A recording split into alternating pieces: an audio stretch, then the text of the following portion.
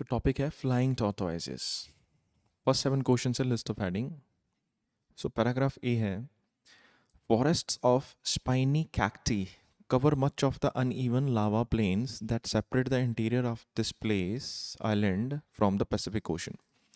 So जो forests है, forest मतलब जो जंगल है, spiny cacti, cacti एक cactus का एक वेरिएंट है, पौधा है जिसे जो तीखे तीखे कांटे होते हैं जिसमें सो वो ऐसा पूरा जंगल है covers much of the uneven lava plains तो यही पूरा कवर करता है ये प्लेन्स को अनइवन लावा सो बेसिकली लावा वो चीज़ होती है जो वॉल्केनो से निकलती है ज्वालामुखी से निकलती है अनइवन इसलिए क्योंकि वो सपाट नहीं होती ऊपर नीचे होता रहता है मतलब ऊबड़ खाबड़ होती है तो ये जो फॉरेस्ट्स हैं कैक्टस के इसने कवर किया है सारे प्लेन्स को ये सेपरेट करता है interior of the this island from the Pacific ocean से टोटली ये डिफरेंट हो जाता है विद द 5 डिस्टिंक्ट वॉल्केनोज यहाँ पे 5 अलग अलग ज्वालामुखी हैं the island resembles A lunar landscape जो आइलैंड है वो लूनर का मतलब होता है मून तो ये चांद की लैंडस्केप जैसा है उसके जैसा दिखता है अब चांद तो पूरा इनफर्टाइल है मतलब पूरा स्पेस खाली है वहाँ पे कुछ भी नहीं है वहाँ पे तो वैसा ही ये दिखता है Only the thick vegetation at the skirts of the often clouded covered peak of Sierra Negra offers respite from the barren terrain below. Vegetation तो हो गई वनस्पति तो थिक वेजिटेशन काफ़ी मतलब गहरी वनस्पति होगी स्कर्ट के कई मीनिंग होते हैं एक स्कर्ट का मतलब होता है outside area cloud covered peak जो मतलब कोई भी चोटी हो गई उसमें जो क्लाउड का कवर होता है मतलब पूरे घिरी होगी वो बादलों से पीक मतलब किसी भी माउंटेन की पीक हो सकती है ऑफ दिस प्लेस ऑफर्स देती है रिस्पाइट मतलब चैन देती है थोड़ा फ्रॉम द बैरन चैन मतलब कोई रेस्ट या दिन मन को शांति देती है फ्रॉम द बैरन बैरन होता है बंजर मतलब टेरेन का मतलब होता है एनी प्लेस लैंडस्केप या रास्ते सो सिर्फ जो थिक वेजिटेशन है ना आउटसाइड एरिया की इस पीक की इस प्लेस की जो पीक है उसके आउटसाइड जो एरिया है उसका जो वेजिटेशन है वहीं पे थोड़ा बहुत चैन मिलता है उस खाली बंजर ज़मीन पे तो यहाँ तक जो ये जो इन्फॉर्मेशन है या उस प्लेस के बारे में बताया गया है लेकिन यहाँ पे टॉर्टोइस की बात नहीं हुई this inhospitable environment is home to the giant Galapagos tortoise inhospitable होता है फ्रेंडली ठीक है इन हॉस्पिटेबल उसका ऑपोजिट हो जाएगा फिर अनफ्रेंडली हो जाएगा सो ये जो इन हॉस्पिटेबल इन्वायरमेंट है ये घर है बहुत बड़े बड़े ये टॉर्टोइस का ठीक है Sometimes after the Galapagos birth, around 5 million years ago, the island was colonized by one or more tortoise from mainland South America. So कुछ समय बाद जब इसके बर्थ हुआ था ना इस आइलैंड का 500 मिलियन ईयर्स अगो पहले तो आइलैंड में एक दो टॉर्टोइज आए यहाँ साउथ अमेरिका से As these ancestors tortoise settled on the individual islands, the different population adapt to their unique environment, giving rise to at least 14 different species. तो यहाँ पे जो ancestral इनके पूर्वज tortoise आए इन आइलैंड्स पे तो डिफरेंट पॉपुलेशन जो थी उनकी अडाप्ट कर गई इस यूनिक एनवायरनमेंट को और ये 14 तरह की स्पीसीज इनकी बन गई यहाँ पे islands life agreed with them वो उनसे मैच कर गई आइलैंड की life and in the absence of significant predators हो गए शिकारी तो थे नहीं वहाँ पे they grew to become the largest and the longest living tortoise on the planet ये बहुत बड़े बड़े टॉर्टोइज हो गए और सबसे ज़्यादा उम्र भी थी इनकी तो 400 किलो के थे ये इतने मीटर लंबे हो जाते थे और 1 सेंचुरी से ज़्यादा रहते थे तो अगर हम इसकी लिस्ट ऑफ हेडिंग में चेक करें इन सारों में से तो हमारा जो आंसर आ जाएगा that will B 5 tortoise populate the island so tortoise जो थे उन्होंने आइलैंड को पॉपुलेट किया मतलब वहाँ पे उन्होंने पॉपुलेशन इंक्रीज की पूरे आइलैंड को अपनी पॉपुलेशन से भर दिया ऐसा पैराग्राफ बी है बिफोर ह्यूमन अराइवल ह्यूमन के आने से पहले this tortoise numbered in hundreds of thousands ये टॉर्टोइज का इनका नंबर बहुत ज़्यादा था हंड्रेड्स ऑफ थाउजेंड्स थे from the 17th century onwards 17वीं सदी से आगे pirates took a few on board for food on board होता है मतलब अपने पायरेट्स होते हैं जो शिप में जो डकैती करते हैं ठीक है समुद्री डाकू ऑन बोर्ड मतलब वो अपनी शिप में रख लेते थे उनको ठीक है फॉर फूड खाने के लिए, but the arrival of the wheeling ships in the 1790s saw this exploitation grow exponentially. Exponentially होता है बहुत ज़्यादा फास्ट, एक्सप्लॉयटेशन मतलब उनका मिसयूज़ करना। तो व्हीलिंग शिप होती है जो मछलियाँ पकड़ने वाली शिप्स थी, उनके आने के बाद 1790 में के बाद ये इसकी एक्सप्लॉयटेशन बहुत ही ज़्यादा बढ़ गई। Relatively immobile and capable of surviving for months without food और वाटर। सो ये इमोबाइल थे, मतलब ज़्यादा ये दूर नहीं जाते थे, मतलब मोबाइल होता है जो एक जगह से दूसरी जगह तक आसानी से चला जाए, लेकिन ये इमोबाइल थे और सरवाइव कर सकते थे मंथ्स तक फूड के बिना, वाटर के बिना। So the tortoise were taken on board these ships to act as a food supplies during long ocean passages. तो ये जो शिप वाले थे ना, इनको अपने साथ ही बोर्ड पे ले जाते थे, मतलब शिप में ले जाते थे ताकि खाना उनको मिल जाए। Sometimes these bodies were processed into high grade oil. So इनका भी कई बार तो इनकी बॉडीज़ को प्रोसेस किया जाता था as into high grade oil, इनसे बहुत अच्छा ग्रेड, मतलब बढ़िया क्वालिटी का ऑयल बनाया जाता था इनकी बॉडीज़ से। In total, an estimated 20,000 to 2 lakh animals were taken from this place before the 20th century. इतने tortoise ले गए। This historical exploitation was then exacerbated. Exacerbated मतलब और भी ज़्यादा तेज़ हो गई when settlers came to the island. तो इनको जो exploitation था और भी ज़्यादा बढ़ गया जब islands पे वहाँ पे रहने वाले आए। They hunted the tortoise and destroyed their habitats to clear land for agriculture. उन्होंने इनको मारा, इनका घर तोड़ दिया एग्रीकल्चर के लिए। दे ऑल्सो इंट्रोड्यूस एलियन स्पीसीज। उन्होंने बाहर के स्पीशीज़ भी लेके आए, जैसे कैटल हो गए, pigs, goats, rats and dogs to plant and ends. तो ये यहाँ तो ये जो सारे जानवर थे, यहाँ तो इनके एग्स ही इन यंग टॉर्टोइज को खा लेते थे और डैमेज कर देते थे उनके घर को। तो यहाँ पे जो हमें बताया गया है बी पैराग्राफ में, ये है कि उनको disadvantage of the population developments of to the disadvantage of tortoise population. अगर बाकी हम देखें टाइमिंग राइट या यंग मिल्ट ओड bigger idea, carrying out certain prepared operations, ऐसे नहीं है। Looking for home, looking for होता है ढूंढना, घर के लिए ढूंढना, फॉर आइलैंड टॉर्टोइज, ठीक है। Start of conservation project, conservation होता है बचाना। तो ये इन सब में से जो हमारा आंसर यहाँ पे फिट बैठेगा, तो उनकी जो प्रॉब्लम हुई है, डिसएडवांटेज थी उनकी टॉर्टोइज पॉपुलेशन की, मतलब जो डेवलपमेंट्स हुई, ये सारी डेवलपमेंट्स हुई, ये टॉर्टोइज पॉपुलेशन के लिए क्या थी, नुकसानदेह थी, डिसएडवांटेजेस थी। पैराग्राफ सी है, today only 11 of the original species survive and of these several are highly endangered. आज सिर्फ 11 स्पीशीज ही हैं, 14 थी ना टोटल, 11 ही हैं और वो भी इंडेंजर्ड है, मतलब ख़त्म होने वाली हैं। In 1989, work began on tortoise breeding centers just outside the town of this place, dedicated to protecting the island's tortoise population. Breeding centre होता है, ब्रीडिंग होती है, ब्रीड होती है नस्ल, ब्रीडिंग होती है नस्ल को बढ़ाना। तो टॉर्टोइस की नस्ल को बढ़ाने के लिए जस्ट आउटसाइड इस प्लेस के एक ब्रीडिंग सेंटर शुरू कर दिया, dedicated to protecting the islands tortoise population. तो उसका मेन काम था यहाँ की पॉपुलेशन को बचाना। तो centre captives breeding programmes provided to be extremely successful. तो यहाँ पे कैप्टिव होते हैं, उनको मतलब किसी एरिया में बंद करके रखना। तो ये जो ब्रीडिंग प्रोग्राम्स थे, ठीक है, वो काफ़ी सक्सेसफुल हुए and eventually had to deal with an over population problem. तो फिर वहाँ पे पॉपुलेशन बढ़ गई, तो वो प्रॉब्लम हो गई, ठीक है। तो इसमें अगर हम देखें तो पूरे सेक्शंस में हमारा आंसर आ जाएगा the start of the conservation project. Conservation मतलब कि उनको बचाने का जो प्रोजेक्ट था, ब्रीडिंग प्रोग्राम उन्होंने स्टार्ट किया था, तो वो स्टार्ट हुआ।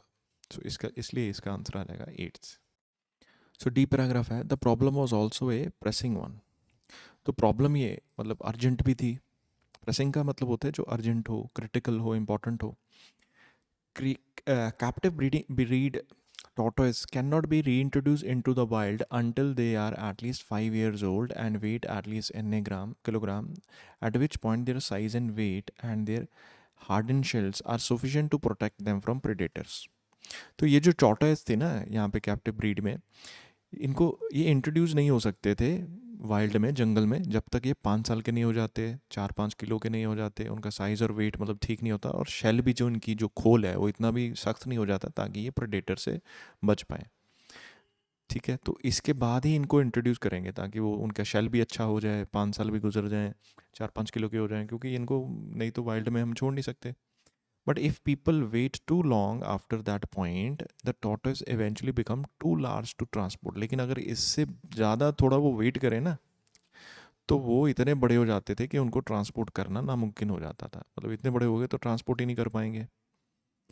तो इस हिसाब से जो हमारा जो आंसर है वो आंसर आ जाएगा one, the importance of getting the time right. इसका मतलब ऐसा क्यों है the importance of getting the time right, क्योंकि हमें एग्जैक्ट टाइम पे जब 4-5 साल के हो गए, इतने किलो के हो गए, तो हमें उसी टाइम उनको ट्रांसपोर्ट कर देना है। अगर हम लेट हो गए तो फिर हम उनको ट्रांसपोर्ट नहीं कर पाएंगे। सो एग्जैक्ट टाइम पे ये काम हो जाना चाहिए। सो पैराग्राफ ई है, for years repatriation efforts were carried out in small numbers. Repatriation होता है अपने पुराने जो अ, घर है वहाँ उस पर वापस जाना। तो कई सालों तक ये रिपैट्रिएशन ऑफर्स एफर्ट्स थे, ये किए जा रहे थे छोटे छोटे नंबर में, with the tortoise carried on A back of the man over weeks for long. ठीक है, तो treacherous hikes along narrow trials. तो क्या करते थे, टॉर्टोइज को अपनी पीठ पे, मैन जो थे अपनी पीठ पे उनको बांध लेते थे या कैरी करते थे, और बड़े लंबे लंबे रास्तों के खतरनाक ट्रेचरस होता है, खतरनाक हाइक्स मतलब पहाड़ों पे जाके पतले पतले रास्तों से जाके वहाँ पे उनको पहुँचाते थे अपने घर पे। But in November 2010, the environmentalist and Galapagos National Park liaison officer Godfrey Merrily, a visiting private motor yacht captain and the helicopter pilot gathered around a table in a small cafe. तो ये एक तो private yacht captain था और helicopter pilot था, ये table पे आके मतलब मिले उन्होंने यहाँ पे इस जगह पे, to work out more ambitious reintroduction. ठीक है, इन्होंने कोई एम्बिशियस मतलब कोई बड़ा कुछ सोचा कि नहीं हाँ हम ऐसा करेंगे। The aim was to use a helicopter to move 300 of the breeding centre tortoise to various location close to this place. तो उनका जो एम था, जो भी उन्होंने सोचा कि हाँ हम ऐसा करेंगे, तो वो ये था कि 300 ब्रीडिंग जो टॉर्टोइज हैं इनको इस प्लेस में हम लेके जाएंगे। तो इस स्पेस पे हम ये बोल सकते हैं इसका जो आंसर होगा that will be planning a bigger idea. So E का आंसर हो गया फोर्थ। क्वेश्चन एफ है, this unprecedented effort was made possible by the owner of 67 metre yacht White Cloud. Unprecedented होता है अननोन, मतलब जो अचानक से किया गया हो ऐसा। ये अनप्रेसिडेंटेड एफर्ट है, ये पॉसिबल तभी हुआ जो ओनर था इसकी वाइट क्लाउड की हेल्प से, who provided this park with free use of their helicopters and its experienced pilot। जो उन्होंने उसको एक हेलीकॉप्टर भी दिया, पायलट भी दिया, as well as the logistic support of the yacht, its captain and crew. तो बाकी सब कुछ क्रू टीम पूरी दी, लॉजिस्टिक सपोर्ट दिया कि सामान यहाँ पे लेके जाने के लिए। Originally an air ambulance, the yacht's helicopter has a rear double door and large internal space that is well suited for cargo. वहाँ पे यॉट का जो हेलीकॉप्टर था वहाँ पे डबल डोर था और स्पेस भी इतनी थी जो कि ये सामान को लेके जा सकते थे। So a custom crate was designed to hold up to 33 tortoise with a total weight of about 150 kilograms. तो एक कस्टम मतलब खुद से बनाए उन्होंने कोई प्लेस्ड क्रेट बनाया जिसमें 33 टॉर्टोइज को 150 किलो के लेके जा सकते थे। This weight together with that of the fuel pilot and 4 crew approached the helicopter's maximum payload, and there were times when it was clearly right on the edge of the helicopter's capabilities। तो इतना wait जो था मतलब total अगर मिला ले तो वो मैक्सिमम था, इससे ज़्यादा नहीं हो सकता, हेलीकॉप्टर लेके नहीं जा सकता था। और कई बार तो ऐसा था कि वो कैपेबिलिटीज़ जो थी हेलीकॉप्टर की वो पूरी पूरी थी, अगर थोड़ा सा भी ज़्यादा होता तो हेलीकॉप्टर गिर जाता ऐसा। During the period of 3 days, 3 दिनों में, a group of volunteers from breeding centre worked around the clock to prepare the young tortoise for transport. 3 दिन सुबह से लेकर शाम तक ये काम किया है इन्होंने, लोगों ने इन यंग टॉर्टोइज को ट्रांसपोर्ट करने के लिए। So meanwhile park warden dropped off ahead of time in remote locations, cleared landing sites within the thick bush, cacti and lava rocks. तो वहाँ का जो वार्डन था उसको पहले ही वहाँ पे छोड़ दिया था ताकि वो रिमोट लोकेशंस वहाँ पे ढूंढें जहाँ पे ये सब चीज़ें हों, ताकि टॉर्टोइज को वहाँ पे छोड़ दिया जा सके। तो इसलिए एफ का आंसर हो जाएगा कैरिंग आउट ए केयरफुली प्रिपेयर्ड ऑपरेशंस। तो मतलब बहुत ही ध्यान से एक ऑपरेशंस को किया गया। सो आंसर हो जाएगा सिक्स्थ। जी है, अपॉन देयर रिलीज, उनको छोड़ने के बाद, द जुवेनाइल टॉर्टोइज, जुवेनाइल मतलब छोटे जो टॉर्टोइज थे, quickly spread out over their ancestors territory, वो पूरे फैल गए अपने मतलब पुराने पूर्वजों की जगह पे। Investigating their new surroundings and feeding on the vegetation. देखा ये क्या है, आसपास में क्या है, ये उन्होंने देखा और वहाँ की वनस्पति को खाना शुरू कर दिया. Eventually one tiny tortoise came across a fully grown giant who had been lumbering around the island for around 100 years. तो एक छोटा सा टॉर्टोइज था ना, वो एक बड़े टॉर्टोइज के सामने वहाँ पे पहुँचा, जो वहाँ पे कई 100 सालों से वहाँ पे था. The two stood side by side, दोनों मतलब आमने सामने खड़े. A powerful symbol of the regeneration of an ancient species. तो एक पावरफुल सिंबल था कि वो आमने सामने खड़ के उन्होंने खड़े होकर आप एक दूसरे को देखा कि एशियंट स्पीशीज का ये पावरफुल सिंबल था कि हाँ भी अब यहाँ पे तुम्हारी दूसरी जनरेशन आ गई है. सो इसलिए यहाँ पे हाँ सेकेंड आंसर हो सकता है. The answer will be young meets old. और looking for homes for islands नहीं, सो आंसर हो जाएगा young meets old. So answer is 2. Next है क्वेश्चन 8 से 13. वन वर्ड ओनली, हम सिर्फ वन वर्ड यूज़ कर सकते हैं. The decline of tortoise. तो ये डिक्लाइन क्यों हुआ? 17th century small numbers taken on to ship used by dash.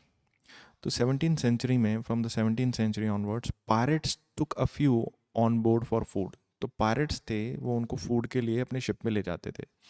So taken on to ships used by, तो जो शिप्स में इनको ले जाते थे जो कि कौन यूज़ करता था?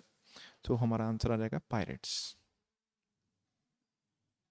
1790s very large number taken onto whaling ships kept for dash and also used to produce dash.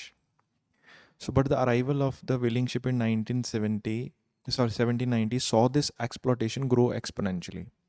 तो 1790 में ये जो एक्सप्लोटेशन थी वो बहुत बढ़ गई. कौन सी एक्सप्लोटेशन? पायरेट्स उनको फूड के लिए लेके जाते थे, ठीक है, तो लेकिन व्हेलिंग शिप्स ने भी उनको फूड के लिए लेके जाना शुरू कर दिया. So relatively immobile capable of surviving for months without food और वाटर. तो वो ज़्यादा मूव नहीं करते थे और कई मंथ्स फूड और वाटर पानी के बिना रह सकते थे. जो टॉर्टोइज थे वो taken on board these ships मतलब ये whaling ships to act as food supplies. तो वो जो शिप्स वाले थे, व्हेलिंग शिप्स वाले थे, ये इनको अपने यहाँ शिप में ले जाते थे ताकि उनकी फूड सप्लाईज हो जाएं पूरी during the long ocean passages. तो इसलिए हमारा जो आंसर आ जाएगा यहाँ पे हो जाएगा केप्ट फॉर फूड. खाने के लिए उनको यूज़ करते थे as a food.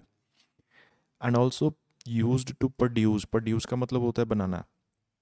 Sometimes their bodies were processed. Processed का मतलब प्रोड्यूस हो गया इनटू हाई ग्रेड ऑयल. तो उनको यूज़ किया जाता था टू प्रोड्यूस डैश. तो हाई ग्रेड ऑयल में से हम सिर्फ ऑयल वर्ड यूज़ करेंगे बिकॉज हमें वन वर्ड यूज़ करना है. तो नेक्स्ट है hunted by dash on islands. Hunted by, तो कौन उनका शिकार करता था? यहाँ पे लिखा है they hunted the tortoise.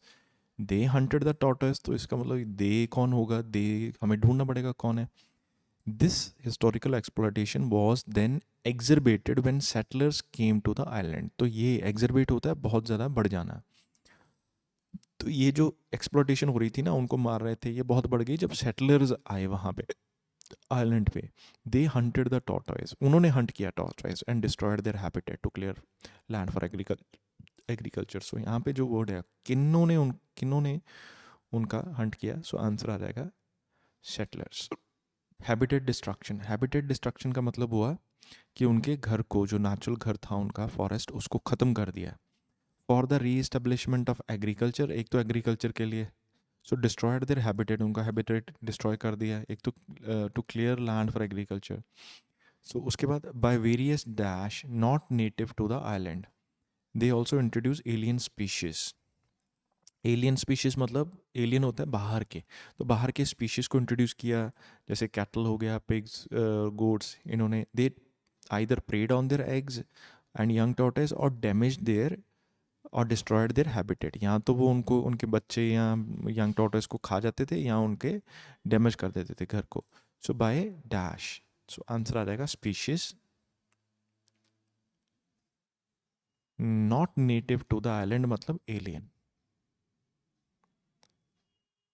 So not native to the island, native होता है वहाँ के रहने वाले नहीं थे, तो मतलब एलियन हो गए. सो एलियन कौन होगा? जैसे मैं बोलूँ ये एलियन कंट्री से आया, मतलब ये मेरी कंट्री से नहीं है, ये बाहर की किसी कंट्री से आया. तो एलियन स्पीशीज वो ख़त्म कर देते थे. Which also fade on their tortoise babies and tortoise dash. Babies हो गई यंग टॉर्टोइज. तो फेड का मतलब वो खाते थे. सो प्रे, वो उनका शिकार करते थे. किनका? उनके एग्स का. सो एक तो आंसर हो जाएगा एग्स. दूसरा था यंग टॉर्टोइज। जब ये ऐसे ऑप्शन दिया हो ना, जैसे एग्स उनको खा जाते थे एंड यंग टॉर्टोइज, तो हमेशा जब ब्लैंक्स होती ना तो ये यंग टॉर्टोइज पहले लिख देते हैं, और जो सेकंड फर्स्ट ऑप्शन है जो हमें बाद में ऑप्शन दे के वो ब्लैंक में दे देते हैं। तो मतलब हमारे पास जब भी दो ऑप्शंस हों तो जनरली जो आंसर जो मतलब क्वेश्चंस होते हैं वो फर्स्ट सेकंड वाला आगे कर देते हैं और फर्स्ट वाला पीछे कर देते हैं। मोस्टली ऐसा ही होता है अगर आप ध्यान से देखेंगे तो। The intersection of health science and geography. जो वर्ड है इंटरसेक्शन, इसका मतलब होता है आपस में कनेक्ट होना या आपस में अटैच होना। इंटरसेक्शन ऑफ हेल्थ साइंस हो गया health care, and geography. Geography हो गया मतलब फॉर एग्जांपल जो ये पर्टिकुलर लोकेशन है यहाँ पे किस तरह की डिजीज़ होती हैं, ये पर्टिकुलर लोकेशन है यहाँ पे किस तरह की डिजीज़ होती हैं, जैसे अफ्रीका में अलग हो गई, एशिया में अलग हो गई, यूरोप में अलग हो गई। तो जो जो एरियाज आपस में कनेक्टेड हैं वो वहाँ पे डिजीज़ भी वहाँ की वैसी ही होती हैं। सो इसलिए intersection between health and geography. 14 से 19 जो क्वेश्चंस हैं वो क्वेश्चन है which paragraph contains the following information. So किस पैराग्राफ में ये इन्फॉर्मेशन है। 14th क्वेश्चन है an acceptance that not all diseases can be totally eliminated. Acceptance मतलब ये हमने एक्सेप्ट कर लिया है कि जो सारी डिजीजेस हैं, मतलब not all diseases can be totally eliminated. Eliminated का मतलब होता है ख़त्म होना। तो मतलब हम टोटली कंप्लीटली एलिमिनेट नहीं कर सकते ऑल डिजीजेस को, इसको हम एक्सेप्ट करना है। तो अगर यहाँ पे पढ़े हम, it is an increasingly important area of study in the world where diseases like polio are re-emerging. So यहाँ पे लिखा है diseases like polio are re-emerging। जो diseases हैं पोलियो जैसी वो वापस आ रही हैं। वापस आ रही हैं मतलब री-इमर्ज होता है मतलब जो एक चीज़ जो ख़त्म हो गई थी लेकिन वो अगेन दोबारा एग्जिस्टेंस में आ गई। तो दैट मीन्स उस केस में हम बोल सकते हैं री इमर्जिंग। सो ये इंफॉर्मेशन है जो हमें ये डिफाइन करती है कि ऑल डिजीजेज टोटली एलिमिनेट नहीं हो सकती, वो री इमर्ज हो रही हैं। सो इसका लिए हमारा आंसर आ जाएगा डी। 15th क्वेश्चन है example of physical conditions. Physical conditions मतलब physical problems caused by human behaviour. Human के किसी काम की वजह से फिजिकल कंडीशंस हो रही हैं।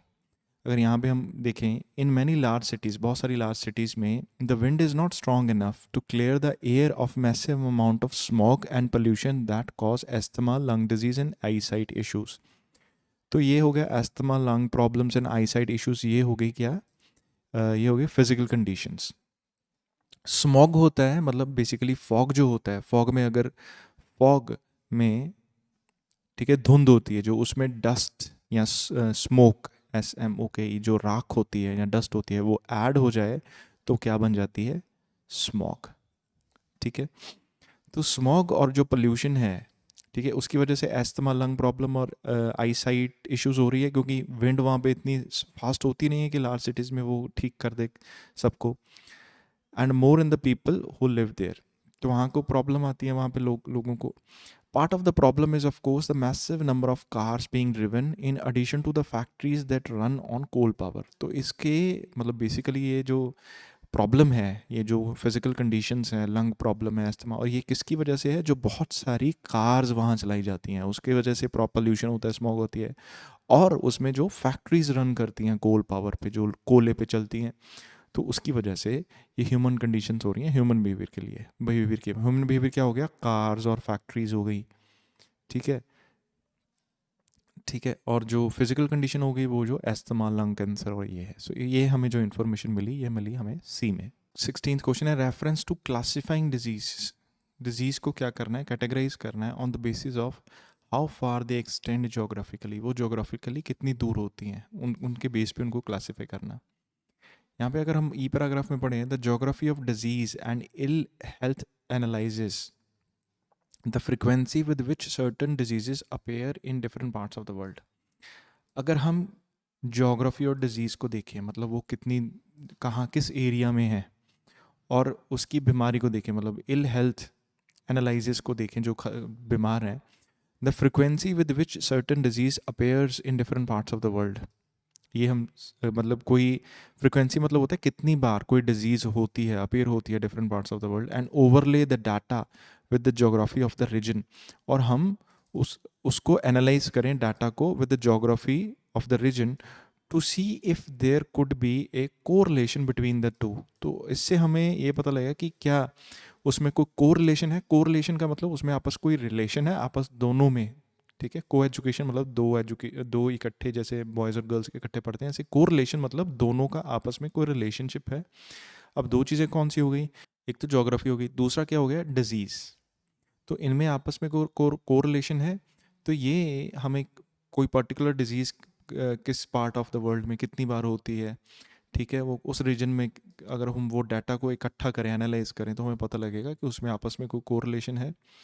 Health geographers also study factors that could make certain individuals or a population more likely to be taken ill with a specific health concern or disease as compared to the population of another area।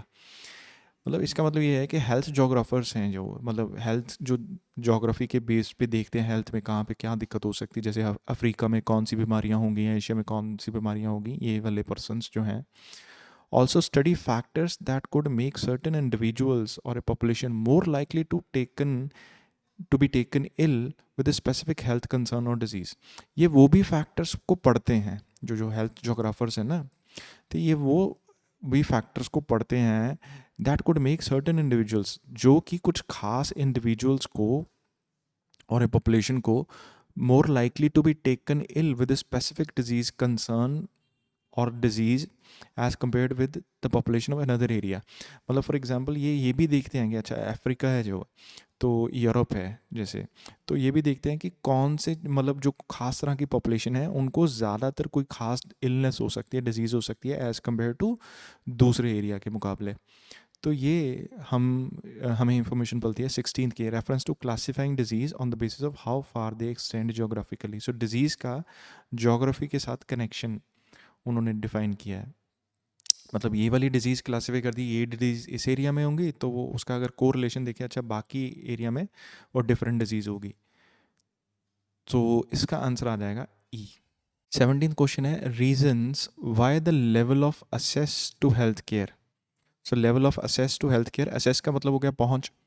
तो जो health care जो reach कर रहा है can very with in a country, मतलब health care किस किस को अवेलेबल है वो वेरी कर सकता है एक ही कंट्री में। मतलब एक ही कंट्री में किसी को ज़्यादा हेल्थ केयर मिल रही है और किसी को कम। In both developed and developing nations there is often a very large discrepancy between the options available to the people in different social classes, income bracket and level of education। दोनों he developed और developing Nations में, दोनों ही तरह की countries में जो अच्छे अमीर हैं, जो जो जो डेवलप हो रहे हैं, there is often a very large discrepancy. Discrepancy होता है भिन्नता, डिफरेंस। तो बहुत ज़्यादा बड़ा डिफरेंस है between the options available to people in different social class, income bracket and level of education. Basically level of education के बेस पे, एजुकेशन के बेस पे, सोशल क्लास के बेस पे, इनकम के बेस पे उनके पास जो हेल्थ केयर की फैसिलिटीज़ हैं उसमें बहुत ज़्यादा डिस्क्रिपेंसीज हैं। मतलब किसी को ज़्यादा मिलती है हेल्थ केयर, किसी को कम। Individuals working in the area of the geography of healthcare provisions attempt to assess the level of education in the area। assess का मतलब होता है analyze करना। तो जो individuals हैं उस एरिया में काम जो कर रहे हैं, उस पर्टिकुलर एरिया में हेल्थ प्रोविजंस के ऊपर, वो अटेम्प्ट करते हैं, अटेम्प्ट मतलब कोशिश करते हैं असेस करने का level of health care in the area. Example के तौर पे it may be very difficult for people to get medical attention because there is a mountain between their village and the nearest hospital. तो कोई person हो सकता है, सो उसके लिए बड़ा ही डिफ़िकल्ट हो जाएगा पर्सन के लिए उसके कि वो उसे मेडिकल अटेंशन मिले, क्योंकि रास्ते में क्या आ जाता है, माउंटेन आ जाता है उसके विलेज के बीच में और जो नियरेस्ट हॉस्पिटल है उसके बीच में। मतलब फॉर एग्जांपल जो अगर माउंटेन हो गया तो वो फिर उसे वो लेवल ऑफ असेस है, जो मतलब हेल्थ केयर की जो रीच है वो वेरी करेगी। किसी को फास्ट मिल जाएगी, किसी को बहुत देर के बाद मिलेगी। और बेसिकली इन रीजन्स में क्लास, इनकम और एजुकेशन के बेस पे उनको बहुत डिस्क्रिपेंसी है। डिस्क्रिपेंसी मतलब उनमें बहुत सारी भिन्नता होती है या डिफरेंस होती है। किसी को इनके बेस पे अच्छी हेल्थ केयर मिल जाती है, किसी को नहीं मिलती। सो इसलिए हमारा जो आंसर होगा वो होगा जी। 18th क्वेश्चन है a description of health geography as a mixture of different academic fields. जो हेल्थ ज्योग्राफी है वो एक मिक्सचर है। मिक्सचर किसका है? डिफरेंट एकेडमिक फील्ड्स का। मतलब इसमें कई तरह की एकेडमिक फील्ड्स आ जाती हैं। सो अगर यहाँ पे पढ़ें हम हेल्थ ज्योग्राफी के बारे में, सो जो हेल्थ ज्योग्राफी है वो क्या है, is a combination of, combination ये मिक्सचर है, कॉम्बिनेशन का मतलब क्या हो गया, ये मिक्सचर है, जैसे हेल्थ ज्योग्राफी मिक्सचर है कसका of, on the one hand एक तरफ तो knowledge regarding geography and the method use to analyse and interpret geographical information, तो ये ज्योग्राफी की नॉलेज है और मेथड जो यूज़ किए जाते हैं एनालाइज करने के लिए ज्योग्राफिकल इन्फॉर्मेशन, ये तो ये हो गया। ऑन दी अदर दूसरे साइड ये study of health disease and health care practices around the world, तो इसके बारे में है कि हेल्थ की स्टडी है, डिजीज़ की स्टडी है, और हेल्थ केयर प्रैक्टिसेस कैसी कैसी हेल्थ केयर प्रैक्टिसेस चल रही हैं पूरी दुनिया में, उसकी स्टडी है। तो इसलिए हमें आ जाएगा डिस्क्रिप्शन ऑफ हेल्थ केयर, ये कॉम्बिनेशन है, मतलब मिक्सचर है डिफरेंट एकेडमिक फील्ड्स का है। तो एक साइड तो क्या हो गई, ज्योग्राफी हो गई, दूसरी साइड क्या हो गई, health care. Answer is D.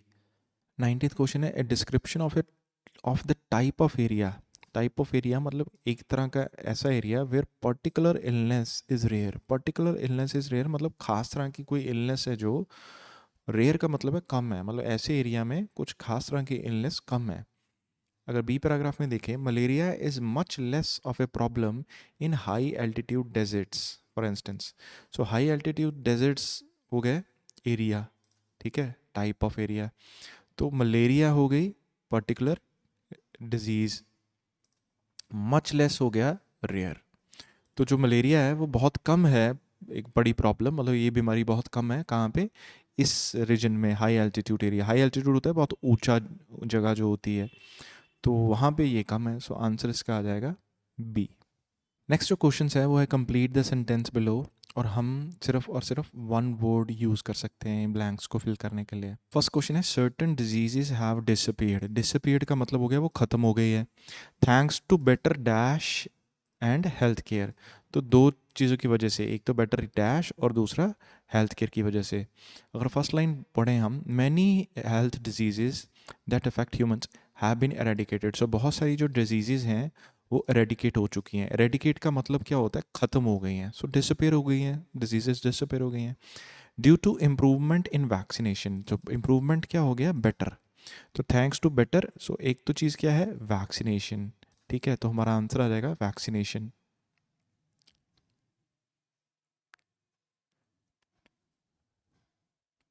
और दूसरा क्या था, and health care, and availability of health care, तो दूसरा क्या आ गया, हेल्थ केयर। 21st क्वेश्चन है, because there is more contact between people, क्या है लोगों के बीच में ज़्यादा कॉन्टैक्ट, लोगों के बीच में होने की वजह से dash are losing their usefulness, तो यूजफुलनेस क्या होता है, उसकी जो फ़ायदे हैं वो ख़त्म हो रहे हैं, मतलब उसके अब वो फ़ायदेमंद नहीं रहा। तो यहाँ पे अगर पढ़ें, people come into contact with one another through travelling and living closer and closer to each other, जो लोग हैं वो एक दूसरे के कांटेक्ट में आ रहे हैं क्योंकि वो पास पास रहते हैं। एज अ रिजल्ट, इसका रिजल्ट क्या है, super viruses and other infections, ये जो सुपर वायरसेस हैं और बाकी इन्फेक्शंस है, resistant to antibiotics are becoming more and more common, तो ये सुपर वायरसेस है और अदर इन्फेक्शंस हैं, ये ज़्यादा कॉमन हो रही हैं, मतलब ये बहुत ज़्यादा बढ़ रही हैं। तो रेजिस्टेंट टू एंटीबायोटिक्स का मतलब हो गया, रेजिस्टेंट होता है, और एंटीबायोटिक्स तो दवाई हो गई, रेजिस्टेंस का मतलब होता है रोधक। फॉर एग्जांपल, मैं अगर बोलूँ वाटर रेजिस्टेंस, मेरी वॉच जो है, लेट्स सपोज मेरे पास वॉच है, ठीक है, जो टाइम बताती है, अगर मैं बोलूँ ये क्या है, वाटर रेजिस्टेंट, तो इसका मतलब ये हो गया कि ये पानी को अंदर नहीं आने देती, या फिर पानी का इस वॉच पे कोई फ़र्क नहीं पड़ता। तो रेजिस्टेंस टू एंटीबायोटिक्स का मतलब हो गया, अगर मैं बोलूँ रेजिस्टेंट टू मेडिसिन, ये जो वायरस है ये रेजिस्टेंट टू मेडिसिन है, मतलब इसका मेडिसिन मेडिसिन का कोई फ़र्क नहीं पड़ता है इस वायरस पे। तो इसी तरह, सो इसके रिजल्ट क्या है, सुपर वायरसेस और अदर इन्फेक्शंस ये बहुत ही कॉमन हो गई हैं, ये रेजिस्टेंट है टू एंटीबायोटिक्स, तो एंटीबायोटिक्स हैं उनका कोई फ़र्क नहीं पड़ रहा। सो इसलिए हम यहाँ पे लिखेंगे एंटीबायोटिक्स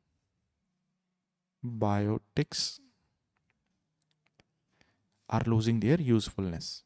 नेक्स्ट है, disease causing dash are more likely to be found in hot and damp regions, hot होता है गर्म, डैम्प होता है थोड़े सीले, सीले मतलब थोड़े वेट, सो वेट रीजन्स में और गर्म रीजन्स में हमें ये मिलता है।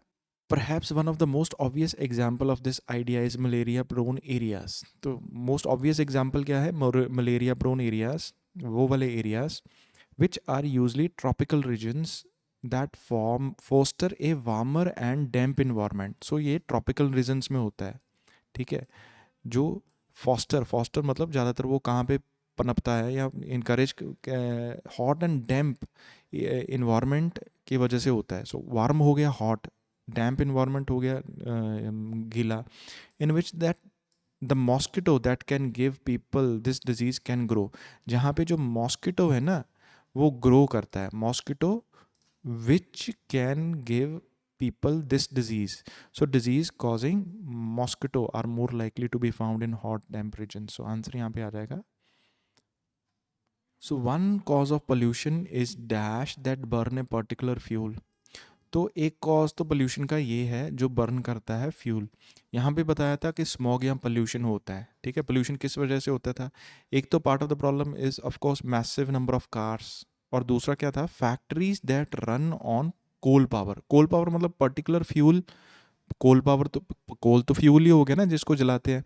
तो ये particular fuel that burn a particular fuel. तो एक कॉज का पोल्यूशन, एक कारण पोल्यूशन का क्या है? फैक्ट्रीज.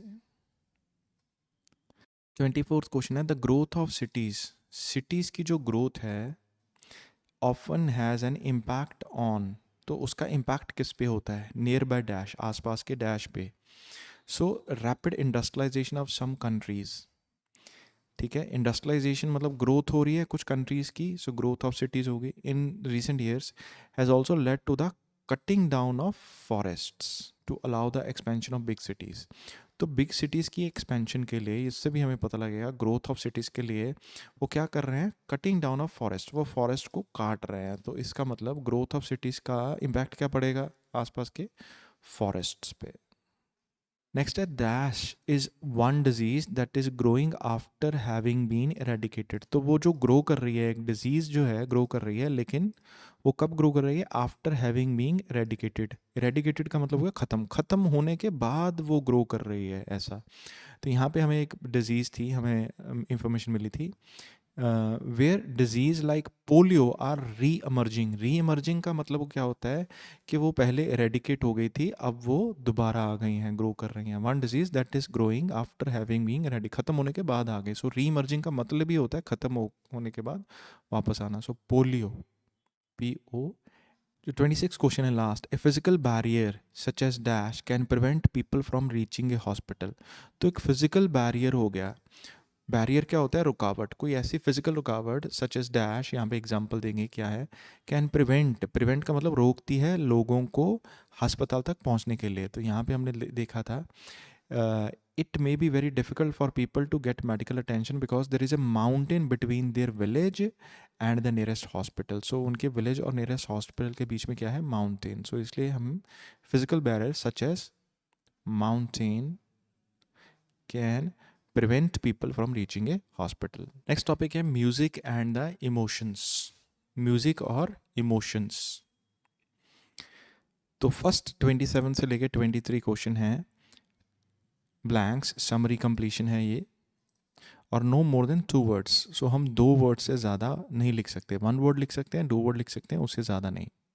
सो क्वेश्चन नंबर 27 और 28 है, participants who were recruited for the study through advertisements had their brain activity monitored while listening to their favourite music. So जो पार्टिसिपेंट्स थे जिनको एडवर्टाइजमेंट से मतलब रिक्रूट किया था, had their brain activity monitored. So उनके ब्रेन एक्टिविटी को monitor किया गया जब वो अपने फेवरेट म्यूजिक को सुनते थे. तो यहाँ पे है, after screening 217 individuals who responded to advertisements requesting people who experience chills to instrumental music. सो 217 लोग, स्क्रीनिंग होता है मतलब उनको जांच, उनकी इंटरव्यू वगैरह ली 217 इंडिविजुअल्स की जिन्होंने एडवर्टाइजमेंट पे रिस्पॉन्ड किया था कि हाँ कि हमें इंस्ट्रूमेंटल म्यूज़िक पे हमें एक्सपीरियंस होता है, चिल्स मतलब अच्छा लगता है. The scientist narrow down the subject pool to 10. तो 217 में से कितने लोग सिर्फ चूज़ किए गए? 10. उनको उन्होंने नैरो डाउन कर दिया, मतलब इतने लोगों की स्क्रीनिंग हुई लेकिन टोटल 10 को चूज़ किया.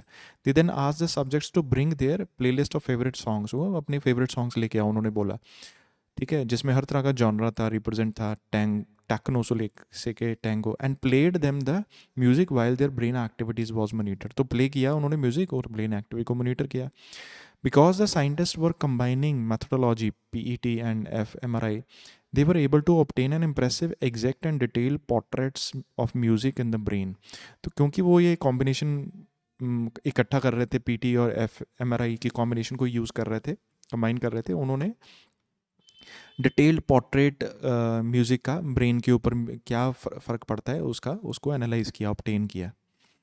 The first thing they discovered is that music triggers the production of dopamine. तो पहली चीज़ उन्होंने डिस्कवर की कि जो म्यूज़िक है वो ट्रिगर करता है। ट्रिगर का मतलब हो गया स्टिमुलेट करता है, इनकरेज करता है प्रोडक्शन ऑफ डोपामाइन।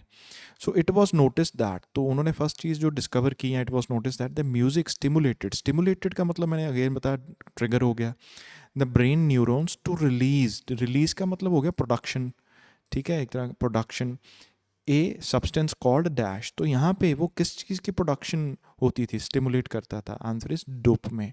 सो यहाँ पर आंसर आ जाएगा DOPAMINE, डोपामाइन वो रिलीज करता था। In two parts of the brain, दो पार्ट्स जो हैं ब्रेन के उनमें, which are associated with, associated होता है कनेक्टेड। सो एक केमिकल की, सो डोपामाइन क्या है, chemical key role in setting people's mood, ये भी लोगों के मूड को सेट करता था by neuron nerve cell in both, both मतलब दोनों, two dorsal and ventral regions of the brain. So दो पार्ट्स ऑफ द ब्रेन यहाँ तक हो गया। So two parts of the brain में ये होता था। These two regions have long been linked, linked का मतलब हो गया associated, associated with the experience of pleasure. तो यहाँ पे ऐसे एसोसिएटेड विद फीलिंग, यहाँ पे हम आंसर लिखेंगे प्लेजर। नेक्स्ट है researchers also observed that the neurons in the area of the brain called dash. तो उन्होंने एक और चीज़ ऑब्जर्व की, उन्होंने देखा जो न्यूरॉन्स है ना in the area of brain called dash. So यहाँ पे जो इन्फॉर्मेशन होगी तो वो ब्रेन का नाम बताना है हमें क्या आएगा। Were particularly active just before the participants favourite music. वो जो ब्रेन है ना, एरिया ऑफ द ब्रेन जिसको हम ये बोलते हैं, वो एक्टिव था just before the participants favourite moment in the music. जो पार्टिसिपेंट का फेवरेट म्यूजिक मोमेंट होता है ना म्यूजिक का, उससे पहले वो एक्टिव होता है, उससे जस्ट बिफोर पहले वो एक्टिव होता है। तो अगर हम इसको रीड करें, what is rather more significant is the finding that, so और significant क्या है ये finding that the dopamine neuron in the caudate, caudate, so जो dopamine neuron है, ठीक है, इन द कॉडेट, कॉडेट का मतलब cadet, in the cadet, cadet के बीच में, सो इन का मतलब उसके बीच, इन द कॉडेट। तो कॉडेट है क्या, अगर हम यहाँ से हाइफन से लेके हाइफन तक पढ़ें तो हम उसके बारे में भी हमें पता लगेगा और एक्स्ट्रा इन्फॉर्मेशन भी पता लगेगी, ये हम पढ़ते हैं, लेकिन हाइफन से हाइफन अभी हम छोड़ देते हैं। सो what was more significant is the finding that dopamine neurons in the caudate were at the most active around 50 seconds before the participant's favorite moment in the music। तो ये जो डोपामाइन न्यूरॉन्स थे ना कोडेट में, मतलब dopamine neurons जो थे caudate में, were at the most active 15 second before the participants favourite moment in the music. So were particularly active just before the participants favourite music. So neurons थे ना, observe the neurons in the area of dash were particularly active. तो ये यहाँ पे जो word है वो active नहीं होगा, न्यूरॉन्स जो थे ना वो खासकर एक्टिव थे जस्ट बिफोर, मतलब 15 सेकंड पहले फेवरेट म्यूजिक होता है। So in the area of the brain called dash. तो यहाँ पे जो आंसर होगा वो होगा CAUDATE। क्यों, क्योंकि ये है a region of the brain. तो ये कॉडेट है वो क्या है, a region of the brain, brain का एक हिस्सा है, रीजन है, एक जगह है। So neurons, dopamine neurons were at the most active. कहाँ पे, in the dash. So dopamine neurons in the dash were active 15 seconds before the favorite moment in the music. So neurons in the area of the brain called caudate, CAUDATE, were particularly active just before participants' favorite music in the music. The period known as the dash. तो इसे हम क्या बोलते थे, तो यहाँ पे लिखा है the researchers call this the anticipatory phase। तो researchers इसको क्या बोलते थे, कॉल का मतलब इसको क्या बोलते थे, तो इसके लिए हम बोलेंगे नोन, नोन का मतलब हो गया call, so call this the, so हम ये लिखेंगे एंटीसिपेटरी फेज, सो आंसर आ जाएगा ANTISCIPATORY, anticipatory, PHASE, anticipatory phase. तो activity in this part of the brain is associated with, associated का मतलब कनेक्टेड या लिंक्ड, तो जो एक्टिविटी थी इस part of the brain is associated with expectation, expectation किसकी एक्सपेक्टेशन, ऑफ रिवॉर्ड्स की एक्सपेक्टेशन। जो एक्टिविटी थी ना इस पार्ट ऑफ द ब्रेन वो किससे जुड़ी हुई थी, एसोसिएटेड मतलब लिंक्ड, सो किससे जुड़ी हुई थी ये जो एक्टिविटी है, वो लिंक्ड थी with the expectation of rewards such as, reward stimuli such as dash, तो सच एज डैश मतलब ये हमें एग्जाम्पल देनी है कि रिवॉर्ड स्टिमुली क्या था। तो हम एक्सपेक्टेशन का एक्चुअल मीनिंग होता है एंटिसिपेशन, ठीक है। सो ये रीजन ऑफ द ब्रेन है, ठीक है, कोसेट, इन्वॉल्विंग ए लर्निंग स्टिमुलस रिस्पॉन्स एसोसिएशन, जहाँ पे learning stimulus response association involve होता है, मतलब ये चीज़ें होती हैं वहाँ पे, and in anticipating food and other reward stimuli, so food and other reward stimuli, other reward stimuli का मतलब ये हो गया food भी एक तरह का reward stimuli है। मैं अगर बोलूँ चेयर और अदर सिटिंग अरेंजमेंट्स, तो इसका मतलब सिटिंग अरेंजमेंट्स में चेयर भी आता है, अदर का मतलब अदर रिवॉर्ड स्टिमुली, मतलब ये भी क्या है, एक रिवॉर्ड स्टिमुली है। सो इसलिए हम बोलेंगे expectation, anticipating of reward stimuli such as, तो यहाँ पे आंसर आ जाएगा फूड। सो 32 क्वेश्चन है, what point does the writer emphasis in the first paragraph, तो फर्स्ट पैराग्राफ में जो राइटर है वह क्या बताना चाहता है। सो वो बोल रहा है, फर्स्ट लाइन अगर पढ़ें, why does music makes us, what why does music makes us feel, music हमें फील क्यों करवाता है। On the one hand music is purely abstract art form, ये एक एब्स्ट्रैक्ट आर्ट फॉर्म है, एब्स्ट्रैक्ट मतलब डिफरेंट हो गया, डिवॉइड ऑफ लैंग्वेज और एक्सप्लिसिट एरिया, इसमें लैंग्वेज भी नहीं आती, कोई आइडियाज़ भी नहीं आते, and yet even though music says little it still manages to touch us deeply, हालांकि जो म्यूज़िक है वो बहुत ही कम बोलता है, लेकिन ये हमें बहुत ही डीपली टच करने के लिए मैनेज कर लेता है, मतलब हमें बहुत दूर तक ये टच करता है। सो इसमें इसने फर्स्ट पैराग्राफ में बताया है, answer B, how intense our physical response to music can be, intense होता है मतलब कितना तीव्र हमारा रिस्पॉन्स हो सकता है फिजिकली, मतलब इमोशनली हो गया या physically, to the music can be, so how dramatically our reaction to music can vary, so vary की बात नहीं हुई कि कितना डिफरेंट डिफरेंट हमारा रिएक्शन हो सकता है, या how little we know about the way music effect us, हमें कोई इतनी खास नॉलेज ही नहीं है, ठीक है, कि म्यूज़िक हमें कैसे रिएक्ट, हम कैसे इफेक्ट करता है। How much music can tell us about how our brain operates, हमारा दिमाग कैसे काम करता है उसके बारे में कितना म्यूज़िक हमें बता सकता है। नहीं, सो हमारा जो आंसर होगा वो होगा B, how intense our physical reaction to music can be. 33 question है, what view of Montreal study does the writer express in second paragraph, तो सेकेंड पैराग्राफ में, सो मॉन्ट्रियल स्टडी में राइटर ने क्या एक्सप्रेस किया है व्यू, तो यहाँ पे हम पढ़ें, recent paper in neuro science by the team research in Montreal Canada, तो जो रीसेंट रिसर्च हुई थी यहाँ पे, मार्क्स एंड इम्पॉर्टेंट स्टेप्स, तो उसने मार्क किया मतलब हाईलाइट किया, मार्क का मतलब हो गया हाईलाइट करना, important steps in revealing, revealing का मतलब होता है शो करना, in revealing the precise underpinning of the potent plausible stimulus that is music, underpinning होता है सपोर्ट, सो एक exact support of the underpinning, हम अंडरपिन करना मतलब जैसे कोई चीज़ गिर जाए उसके लिए हम पिन लगा देते हैं वहाँ पे, सो लेट्स सपोज कि यहाँ पे कोई फोटो है तो यहाँ पे हमने पिन लगा दी, सो उसको सपोर्ट दे दी ताकि वो गिरे ना, तो एक तो ये हो गई अंडरपिन करना, मतलब काइंड ऑफ बेस बना देना, तो वो उन्होंने मार्क किए या शो की हाईलाइट किया important steps in revealing the precise underpinning of potent pleasurable stimulus that is music, तो उन्होंने प्रिसाइज एग्जैक्ट अंडरपिनिंग की इंपॉर्टेंट स्टेप्स की, वो इंपॉर्टेंट स्टेप्स क्या थे, पोटेंट, पोटेंट का मतलब हो गया बहुत ही पावरफुल, प्लेजरेबल स्टिमुलस, प्लेजर मतलब हमें जो खुशी मिलती है, स्टिमुलस होता है उत्तेजना, स्टिमुलस प्रोवाइड करना या उत्तेजित करना, दैट इज म्यूजिक, तो वो म्यूजिक है। तो इसके बारे में अगर बात करें हम, तो क्या शो हुआ यहाँ पे, इट्स एम वर इनोवेटिव, तो ऐसी बात नहीं हुई। The approach was too simplistic, वो सिंपलिस्टिक नहीं थी। या the technology used was unnecessarily complex, unnecessarily मतलब बिना वजह ही वो कॉम्प्लेक्स थी टेक्नोलॉजी, ऐसा भी नहीं है। It produce some remarkable precise data, so this is your answer. So उसने मार्क किया है इंपॉर्टेंट स्टेप्स जो रिवील करते हैं पोटेंट प्लॉजिबल स्टिमुलस को, अंडरपिन करते हैं, मतलब उसकी इंपॉर्टेंस को शो करते हैं, ये देखो ये चीज़ है, ये इंपॉर्टेंट है, ऐसा।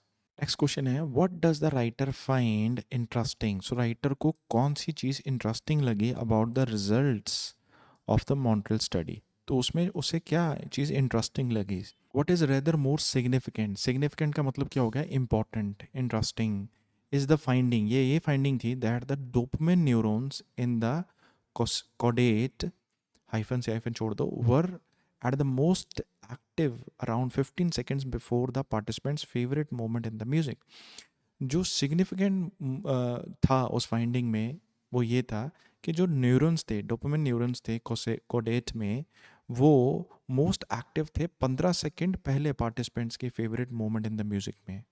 सो इससे हमें ये पता लगता है आंसर किसका हो जाएगा, A, the timing of participants neural response to the music.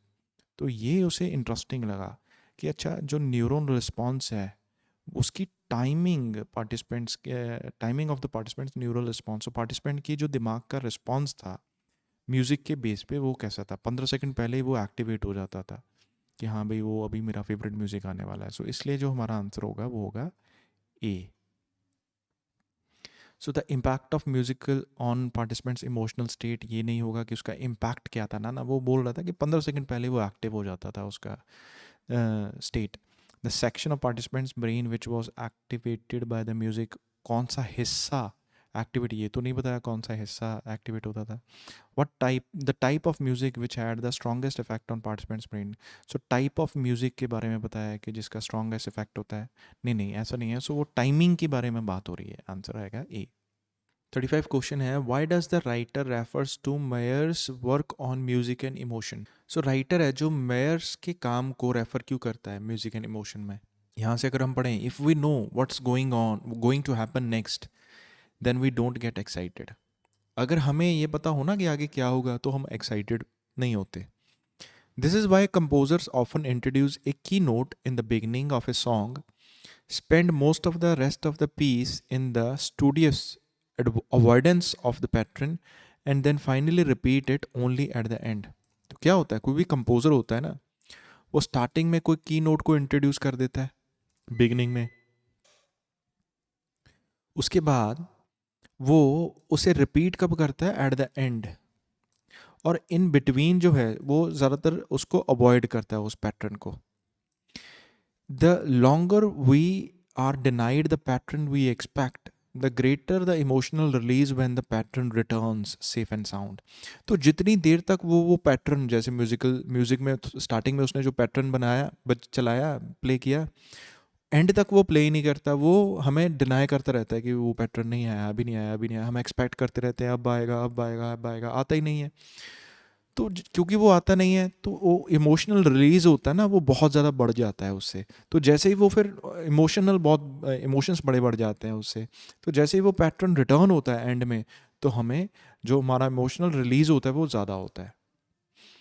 तो आगे फर्दर जो लिखा है, to demonstrate this psychological principle, तो इसी साइकोलॉजिकल प्रिंसिपल को बताने के लिए जो म्यूजिकोलॉजिस्ट था ये mayor, in his book Emotion, Music and Music, analyzed the fifth movement of Beethoven's string quadrant in C sharp minor।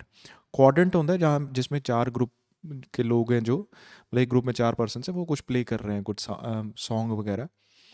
तो उसने उसको एनालाइज किया, ठीक है।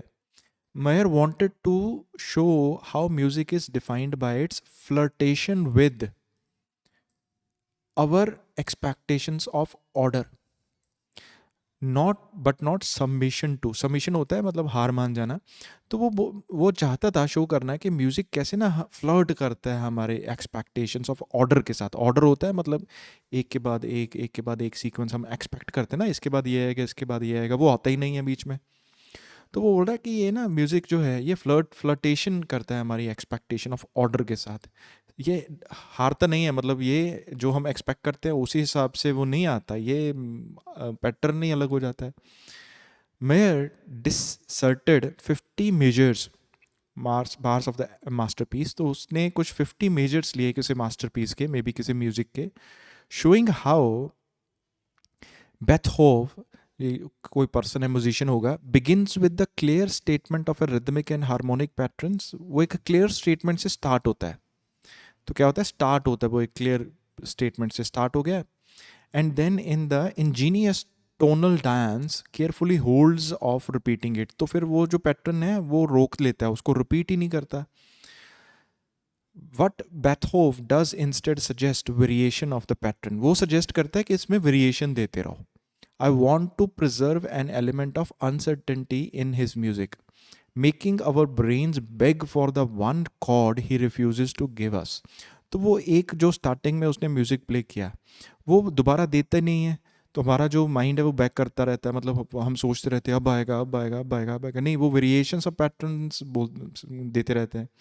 ठीक है, तो बेहोफ saves that chord for the end. तो वो जो दोबारा म्यूजिक का जो कॉर्ड आता है, मतलब वो जो प्ले करता है दोबारा, वो एंड में आता है। सो इसका मतलब ये थ्रू आउट वो सीक्वेंस के साथ खेलते रहते हैं, मतलब वेरिएशंस के साथ खेलते रहते हैं। हम जो एक्सपेक्ट करते हैं वो आता नहीं है, वो जाके एंड में आता है, तो उसमें हमें एक्साइटमेंट होती है, अच्छा फील होता है।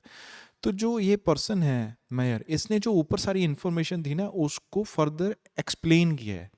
तो अगर हम इसको ऑप्शंस को देखें, to propose an original theory about the subject, तो उसने कोई ओरिजिनल थ्योरी दी नहीं, उसने तो उसी सेक्शन को फर्दर एक्सप्लेन किया। To offer support for the findings of the study, so basically उसने सपोर्ट की फर्दर फाइंडिंग, ठीक है, क्योंकि उसने फर्दर उसकी एक्सप्लेनेशन दी। यहाँ पे लिखा भी है to demonstrate this principle, demonstrate का मतलब होता है शो करना। To recommend the need for further research into the, उसने कोई फर्दर रिसर्च के लिए नीड के बारे में नहीं बोला, कि रिकमेंड नहीं किया कि हाँ भी हमें और रिसर्च चाहिए। To present a view which opposes, opposition मतलब ऐसा भी नहीं उसने कहा कि फर्दर रिसर्च चाहिए, ऐसा नहीं कहा कि वो ऑपोजिशन के बारे में नहीं बताया, कोई ओरिजिनल चीज़ नहीं बताई, उसने उसे ही चीज़ को डेमोन्स्ट्रेट किया। 36 क्वेश्चन है, according to the Meyer what causes the listeners emotional response to music. So listener का इमोशनल रिस्पॉन्स टू म्यूजिक क्या है। अगर यहाँ पे हम पढ़ें, according to Meyer, it is suspenseful tension of music arising out of our unfulfilled expectations that is the source of music feeling. Suspenseful tension of music, suspenseful मतलब कि उसमें बहुत सस्पेंस रहता है कि क्या होगा क्या होगा क्या होगा, ऐसा। Arising out of unfulfilled expectations that is the source of music feeling. तो हम कुछ सोचते रहते हैं कि अच्छा ये आएगा ये आएगा ये आएगा, लेकिन वो आता नहीं है इन बिटवीन, तो हमारी जो एक्सपेक्टेशन है वो फुलफिल नहीं होती। ये सस्पेंस रहता है कि अभी तक नहीं हुआ अभी तक नहीं हुआ कोई चीज़। तो वो जो सस्पेंस रहता है, जैसे मैंने अभी पहले बताया कि एक म्यूज़िक का कॉर्ड प्ले किया गया, ठीक है, या म्यूज़िक का कोई लिरिक्स या कोई म्यूज़िक आया कंपोजिशन, उसके बाद वो आया ही नहीं आया नहीं, हम एक्सपेक्ट करते रहेंगे अब आएगा अब आएगा आएगा, लेकिन वो आया नहीं, वो आया बहुत एंड में जाके। तो ये जो सस्पेंस आया बीच में, तो हमारी वो एक्सपेक्टेशन फुलफिल ही नहीं हुई कि हाँ अब हमने सोचा अब आएगा अब आएगा अब आएगा, नहीं आया। So that is the source of musical feeling, ये है सोर्स हमारे म्यूजिकल फीलिंग का। While earlier theories of music focused on the way a sound can refer to the real world of images and experiences, its connotative meaning, connotative मतलब उसकी मतलब वो किस दिशा की तरफ इशारा कर रहा है, ऐसा। मतलब जो पहली थ्योरीज थी वो ये ऐसा थी कि साउंड हमें रियल वर्ल्ड के इमेजेस और एक्सपीरियंस के बारे में कैसे रेफर करता है। मेयर आर्ग्यूड दैट, लेकिन ये पर्सन बोलता है कि the emotions we find in music comes from unfolding events of the music itself. Unfolding होता है जैसे कोई चीज़ छिपी हुई है उसको हम सामने लेके आए, तो उसे बोला unfolding. So music comes from unfolding events of music itself.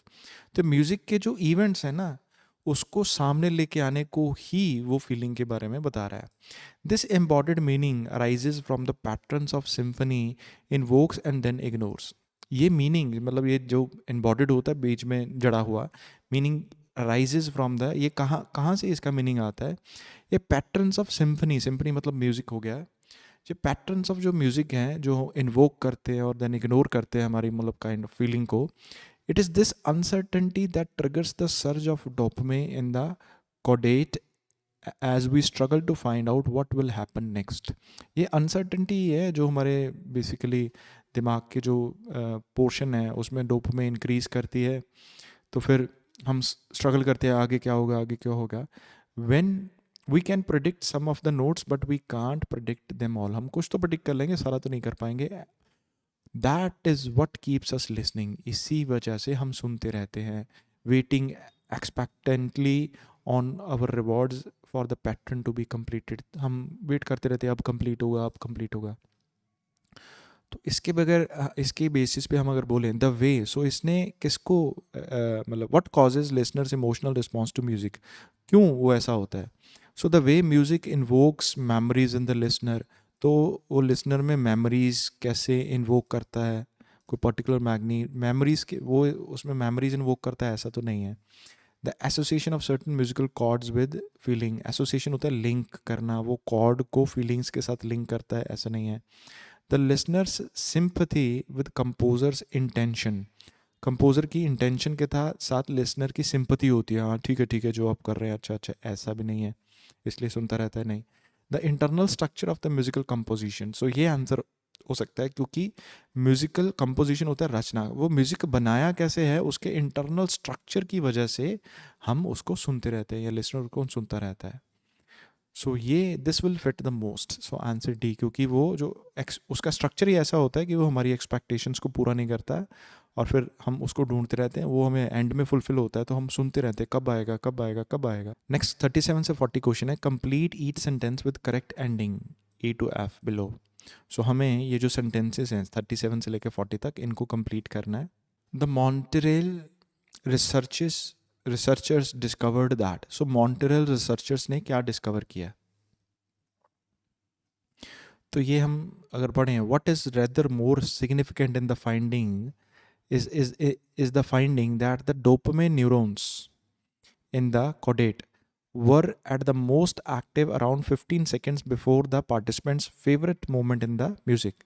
तो अगर हम इससे पढ़ें इस फाइंडिंग में उन्हें क्या पता लगा, डिस्कवर किया that neuron activities increases prior to the key points in the musical piece. तो जो न्यूरॉन एक्टिविटीज़ हैं ठीक है वो इंक्रीज हो जाती थी, वो रिलीज़ होना शुरू हो जाती थी जैसे डोपामाइन रिलीज़ होता था जब की पॉइंट्स आते थे ना. जब जैसे उसका फेवरेट मोमेंट आएगा, पार्टिसिपेंट का फेवरेट मोमेंट आएगा उससे 15 सेकंड पहले, 15 सेकंड पहले, प्रायर मतलब 15 सेकंड पहले ही, प्रायर मतलब पहले की पॉइंट से वो आनी शुरू हो जाती थी. इसलिए हमारा आंसर जो होगा एफ. सो रिसर्चर्स को पता लगा कि जो न्यूरॉन्स हैं उनकी एक्टिविटीज़ 15 सेकंड पहले ही शुरू हो जाती थी उनके फेवरेट म्यूज़िक पीस आने से. ठीक है. 38th क्वेश्चन है. Many studies have demonstrated that. Many studies मतलब बहुत सारी स्टडीज़ ने ये शो किया है कि, यहाँ पे था न्यूमरस स्टडीज़. न्यूमरस का मतलब हो गया मैनी. सो बहुत सारी स्टडीज़ ने हैव डेमोन्स्ट्रेटेड मतलब शो किया है दैट. उसके बाद लिखा है dopamine neurons quickly adapt to predictable rewards. जो हमारे डोपामिन न्यूरोन्स थे वो अडेप्ट कर लेते थे प्रेडिक्टेबल रिवॉर्ड्स को. मतलब जो हमारे न्यूरॉन्स हैं मतलब ब्रेन एक्टिविटीज़ हैं वो अगर हमें रिवॉर्ड है प्रेडिक्टेबल उसको अडेप्ट कर लेंगे, फिर उनको फ़र्क नहीं पड़ेगा. इसका मतलब if we know what's going to happen next then we don't get excited. अगर हमें पता ही है कि आगे क्या होगा तो हमको एक्साइटमेंट नहीं होती. ऐसा.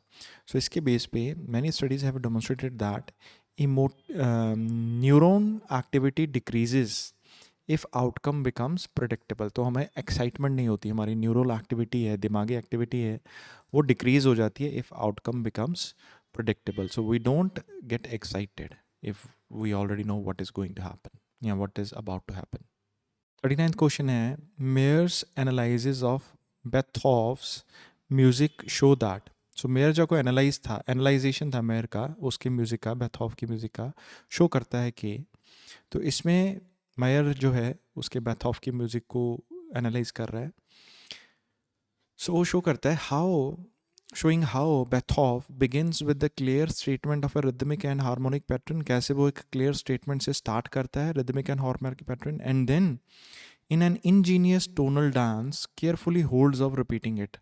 तो अब बीच में टोनल मतलब म्यूज़िक का उसका डांस, मतलब वो म्यूज़िक के साथ खेलता रहता है इंजीनियसली, मतलब बहुत ही बढ़िया ढंग से वो खेलता रहता है. Carefully holds off repeating it. तो फिर वो जो पोर्शन है जो स्टार्टिंग में उसने स्टार्ट किया था रिदमिक और हार्मोनिक पैटर्न, वो रिपीट नहीं करता. What Beethoven does instead suggest variations of the pattern. तो वो क्या करता है, वो वेरिएशंस जो हैं पैटर्न के वो देता रहता है. वो मेन पार्ट जो है स्टार्टिंग में दिया था वो नहीं देता. I want to preserve an element of uncertainty in his music, making our brains beg for the one chord he refuses to give us.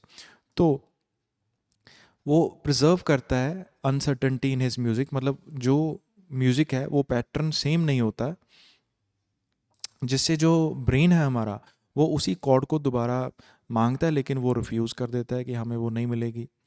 बेथहोफ saves that chord for the end. तो वो जो cord है वो and के लिए save कर लेता है. मतलब स्टार्टिंग में उसने एक कॉर्ड स्टार्ट की, म्यूज़िक स्टार्ट किया, फिर इन बिटवीन उसका वेरिएशन चलता रहे. वो हमें देता ही है, हम एक्सपेक्ट करते हैं अब आएगा आएगा आएगा, वो देता ही नहीं है. वो उसको एंड के लिए सेव कर लेता है एंड तक, फिर वो एक्साइटमेंट बनाई रखता है. तो इस वजह से उसके मेयर के एनालिसिस ऑफ दिस म्यूज़िक से शो करता है कि emotive music, emotive music delays giving listeners what they expect to hear. तो जो ये जो म्यूज़िक है ये डिले करता है लिसनर को देना जो वो एक्सपेक्ट करते हैं सुनने के लिए. इसलिए हमारा ये आंसर आ जाएगा ई. 40th क्वेश्चन है, earlier theories of music suggested that. Earlier theories हैं जो म्यूज़िक की, वो क्या सजेस्ट करती हैं, यहाँ पे लिखा है, while earlier theories of music focused on the way a sound can refer to the real world of images and experiences, its connotative meaning. Earlier theories जो थी म्यूजिक की वो किस पे फोकस करती थी, on the way sound can refer to the real world of images and experience. Emotive music can bring to mind actual pictures and events. इसलिए हमारा आंसर हो जाएगा सी. आई होप आपको इस वीडियो से सारे जो आपके डाउट्स है वो क्लियर हो गए होंगे. अगर आपको ये इस सेक्शन में कोई भी क्वेश्चन समझ में नहीं आया, उसकी डिस्क्रिप्शन समझ में नहीं आई, तो डेफिनेटली मुझे कमेंट्स में लिख के बताइए. इससे मुझे बेनिफिट होगा कि मैं नेक्स्ट टाइम आपको बेटर वे से क्वेश्चंस को एक्सप्लेन कर पाऊँगा. तो मुझे पता लगेगा कि आपको कौन कौन सी चीज़ें समझ में आ रही हैं, कौन सी नहीं. Thank you.